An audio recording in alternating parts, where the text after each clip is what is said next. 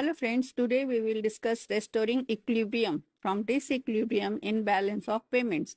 When a country faces BOP disequilibrium, it means there is persistent deficit, means more imports than exports, or surplus, more exports than imports in international transaction.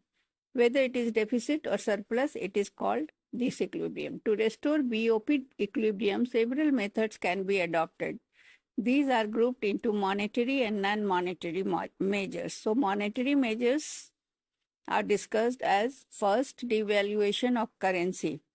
The country deliberately lowers the value of its currency compared to others.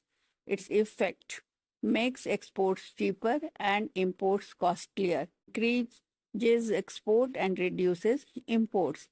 Example, India devalued the rupee in 1991 to tackle a BOP crisis.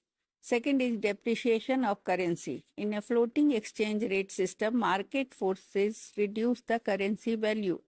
Similar effects as devaluation, but it is market driven. Third is deflation. The government reduces money supply or raises interest rates. Effect reduces income and demand and lowers imports.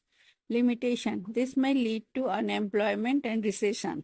Fourth is exchange control. Government restricts the amount of foreign exchange available.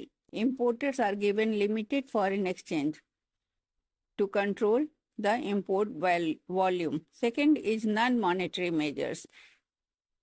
It includes first, import substitution, promoting domestic production of goods that were previously imported, reduces dependence on foreign goods. Second, export promotion, government incentives like tax rebates, subsidies to boost exports. It improves foreign exchange earnings. Third, trade restrictions, that is, tariffs and quotas, imposing taxes on imports or limiting their quantity. It discourages imports and improves trade balance. Fourth is encouraging foreign investment and remittances, attract foreign capital inflow through FDI, foreign direct investment, or diaspora remittances, adds to capital account surplus. Fifth is bilateral and multilateral agreements, agreements with other countries to balance trade or ensure currency support.